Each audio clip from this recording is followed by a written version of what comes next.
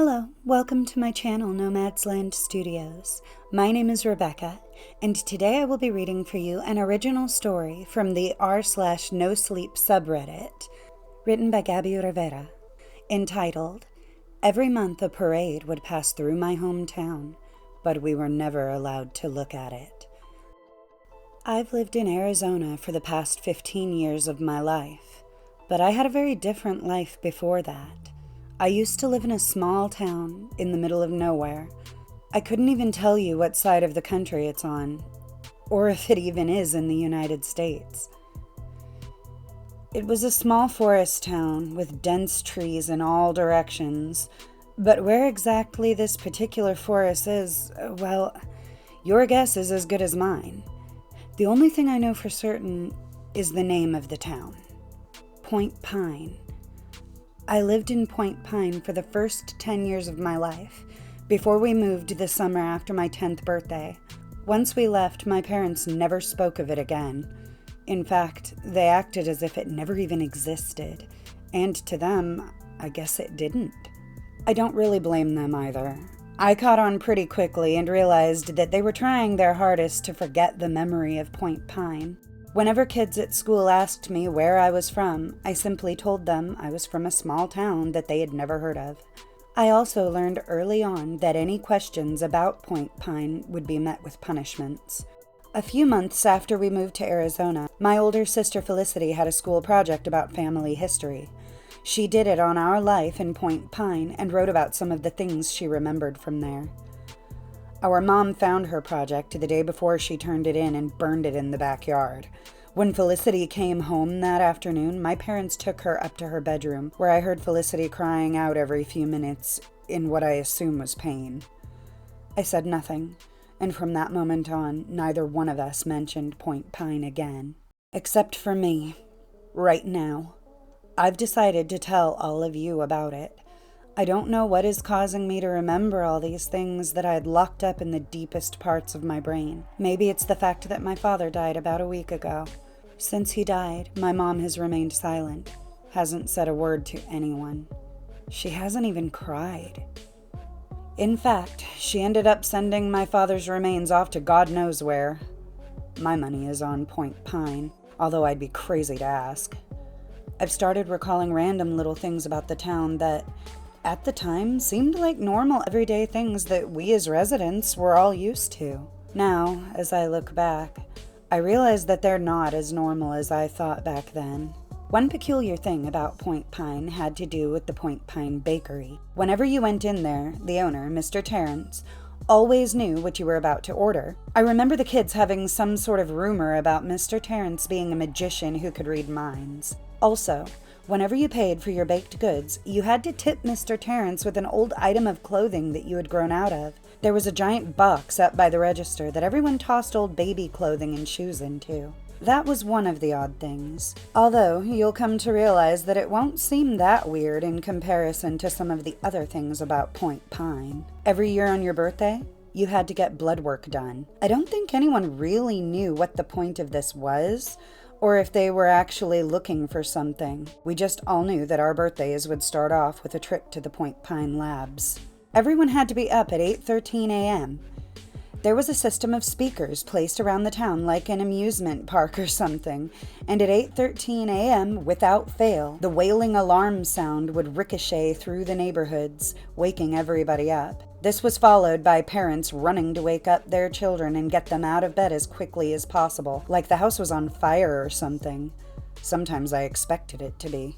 All the Point Pine schools were placed in different areas of the town. Point Pine Elementary was towards the east side. Point Pine Middle School was in the west. Point Pine High was in the dead center of town. And Point Pine University was up on a small hill towards the south. If you hadn't noticed by now, every place in town was named Point Pine fill in the blank. The Point Pine Cafe, Point Pine Mall, Point Pine Grocery, etc., etc. Certainly, one of the weirdest things by far that took place in Point Pine was the Point Pine Monthly Parade.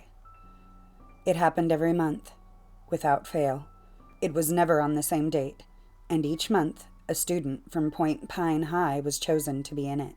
The weird thing about this parade was that we weren't allowed to watch it go by. Not out on the streets, not from the windows, and not even on television.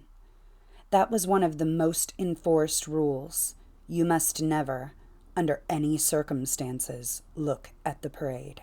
In fact, for the most part, we weren't even allowed outside when the parade passed through. We always knew when the parade was about to start because it always happened the same way. You would hear a chorus of voices, like a church choir, singing a melody. It wasn't a familiar one that I knew. I was only familiar with it in the sense that I had heard it once a month. It sounded like it could be from a nursery rhyme or something similar. The voices seemed to come from everywhere and nowhere all at once. It was like they were coming from the sky, the ground, the trees, the buildings, like everything in Point Pine was singing. Once you heard the first note, you had 5 minutes to get inside a house or a building that had locks on the doors. This might come as a surprise, but in Point Pine, not many buildings contained locks. So, if you happened to be out and about on the street when the singing started, you had about 3 options on the places you could go. One of the schools, the staff break room in the Point Pine bar, or the fridge in the Point Pine pizza shop. One year, in the month of August, my friend Lee and I decided that we were going to break the rules and not go inside when the parade passed. Now that I think about it, I'm surprised that kids didn't do this more often, considering that, well, when you tell kids that they must absolutely never do something, they often do that exact thing.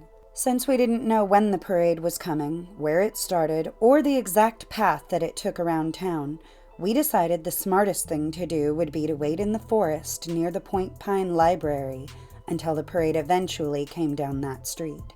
So, we basically decided to spend about half the month of August hanging out near or around the library.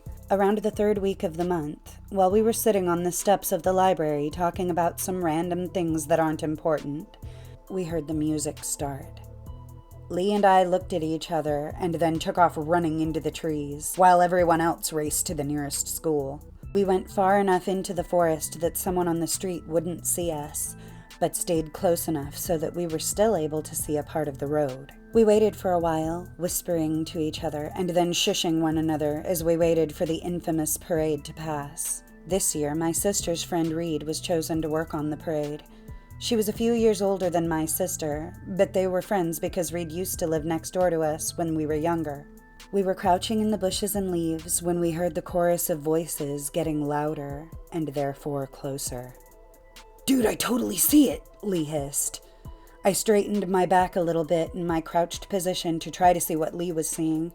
I was always a short kid, even now I'm shorter than most guys my age, or any age really.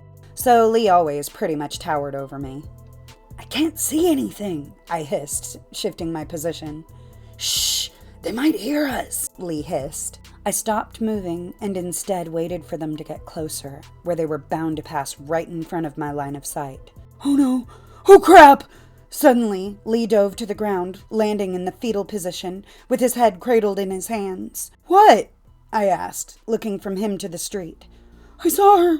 I saw that girl!" he exclaimed. "Reed?" I asked, looking over to try to spot her. Lee grabbed me and slammed me down to the ground. "Ow!" I exclaimed. "What was that for?" I asked. "You don't want to look at it," Lee replied.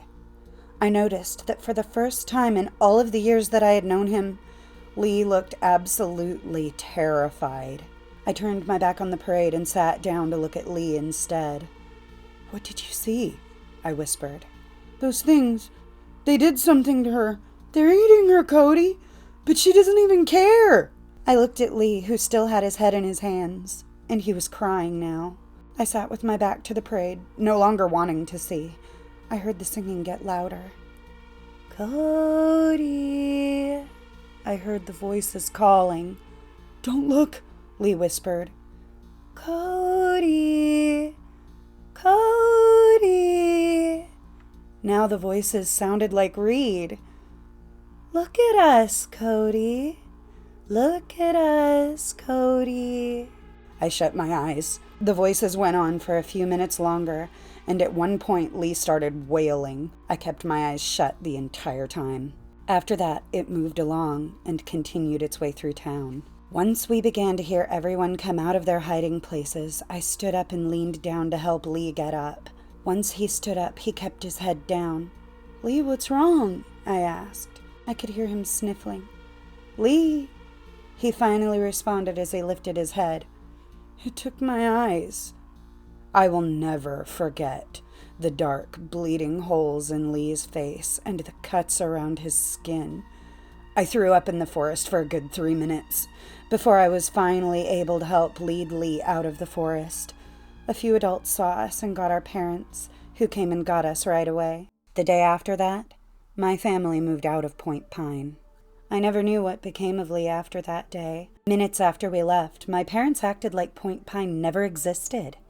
It was never discussed, and I never had the nerve to ask about Lee again. As far as I know, Lee was the only person who ever saw the parade, and he was never able to see anything else after that. I don't know if Point Pine still exists. I'd like to go check it out again, but even if I knew where it was or how to get there, I don't think I'd ever go back. I have a feeling that I wouldn't exactly get a warm welcome. Although, I can't shake the thought that my parents were somehow still connected to the town, even after all those years. I would like to say thank you again to Gabby Rivera, the Reddit user who wrote this original story, and I would like to thank her for being so gracious as to allow me to share this story with all of you.